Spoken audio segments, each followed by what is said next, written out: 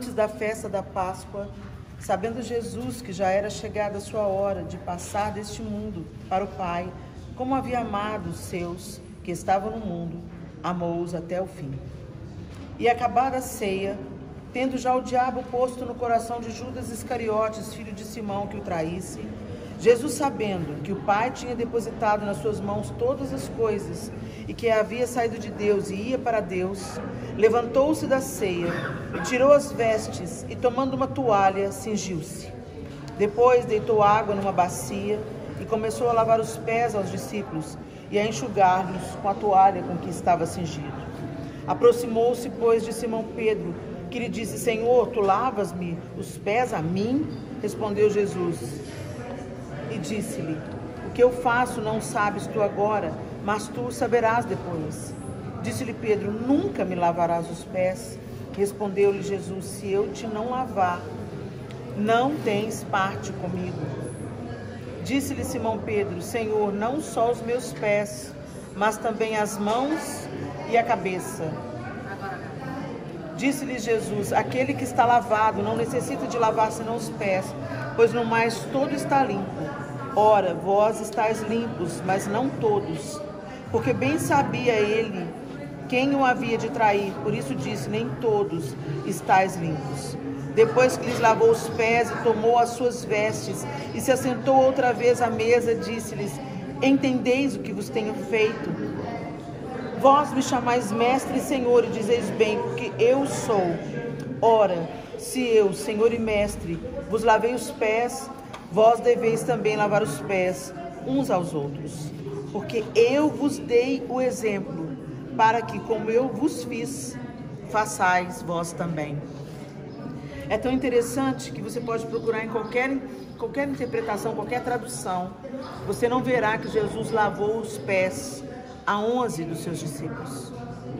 Ele lavou os pés dos 12, mesmo sabendo que ele seria traído.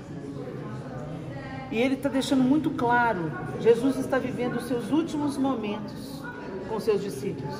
Gente, se eu soubesse que eu ia morrer, eu ia dizer para os meus filhos, eu ia procurar enfatizar no meu leito de morte o que eu capturei de toda a minha vida, que é mais importante.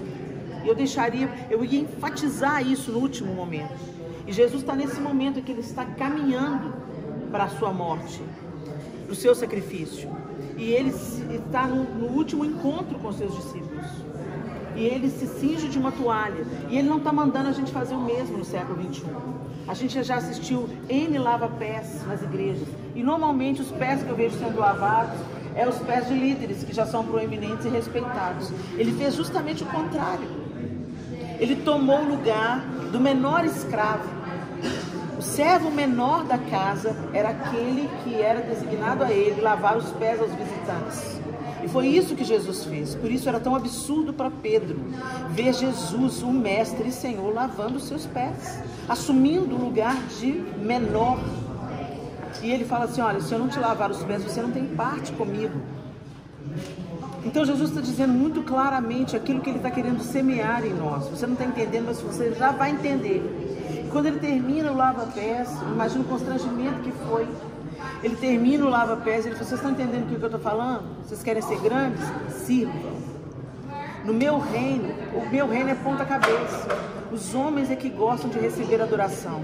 Jesus veio na trajetória contrária de Lúcifer.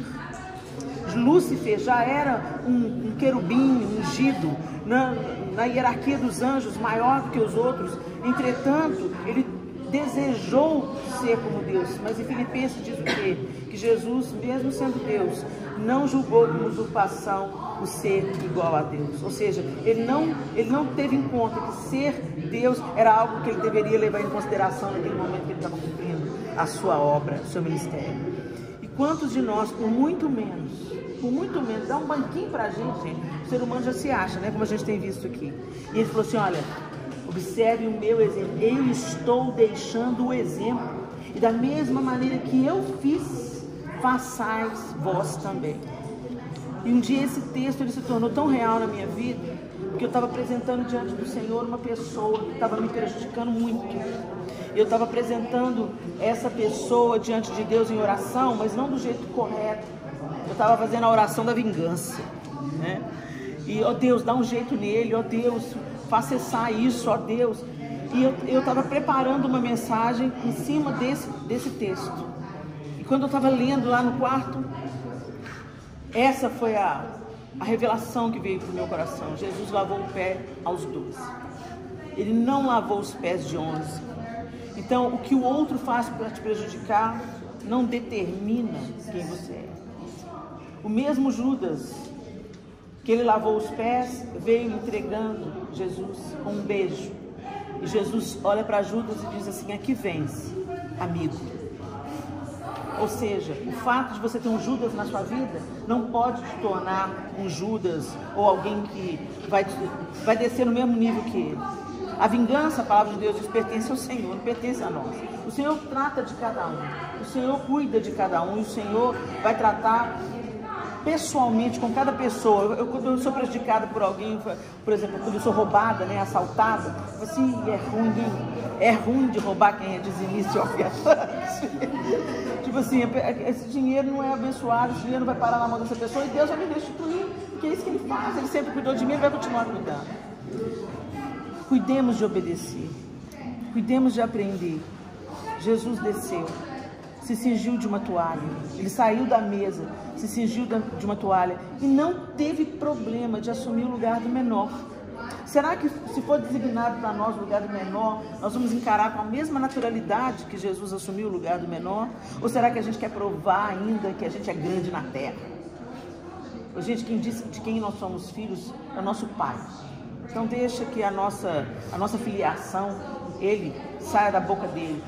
Eu já vi um tanto de filho de Deus, eu sou filho de Deus, eu vou fazer e acontecer. Não, você é filho de Deus, então você vai fazer igual o filho primogênito fez. Vai se esvaziar e vai ocupar o lugar de servo. E servir não é dar o que o outro quer, servir é dar o que o outro precisa. Servir é prover dentro da sua possibilidade o que o outro precisa. E o que o outro faz, o ódio do outro, a inveja do outro, a calúnia do outro, isso não define quem você é. Isso não pode tornar você semelhante a Ele. Jesus se cingiu de uma toalha e lavou os pés de Pedro, sabia que iria negá-lo, e lavou os pés de Judas, que sabia que iria traí-lo.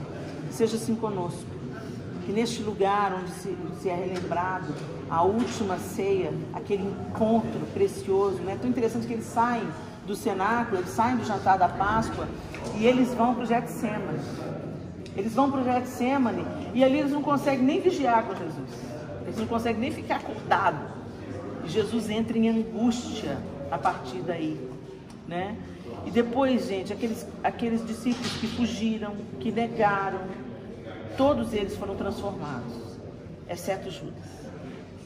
Então que a gente deixe esses dias aqui transformarem o nosso coração, ajustarem, nos amadurecer.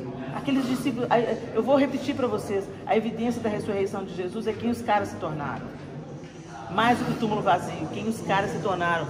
Eles não teriam sido transformados de uma hora para outra nos homens que eles se transformaram, ousadamente sendo presos, açoitados, perseguidos e mortos por amor do Evangelho de Jesus Cristo, se eles não tivessem entendido essa mensagem que Jesus passou no seu último momento, não tivessem visto Jesus Cristo ressuscitado e tivessem recebido o Espírito Santo. Então nós temos o Espírito Santo, nós cremos na ressurreição de Cristo, então que a gente se ocupe agora, só nos falta agora entender e ocupar o lugar do menor. Quem não sabe pegar numa vassoura, não serve para pegar no microfone. Que a gente esteja disponível para ser resposta e solução onde a necessidade se apresentar. Que você esteja atento. Se você vê alguém na sua igreja deixado de lado, não é para ficar indignado com o pastor. Nossa, mas não é possível, gente, o pessoal da consolidação, olha ali o fulano, entrou, saiu, ninguém viu. Você está vendo? Se você está enxergando a necessidade, está doendo em você, o Senhor está te convocando. Assuma o lugar do menor. Não, mas isso aí é para o fulano. Não, isso aí é para você. Se você está vendo, então é para você assumir. Se precisa de alguém para lavar roupa, bora lavar roupa. Se precisa de alguém fazer a comida, vamos bora fazer a comida. Se precisa de alguém para dar a faxina, bora fazer a faxina. Porque assim o nosso mestre nos deixou o exemplo. Que ele não se aparte de nós. Não, né? Como ele disse, se você não deixar isso aqui se completar, Pedro, você não tem parte comigo.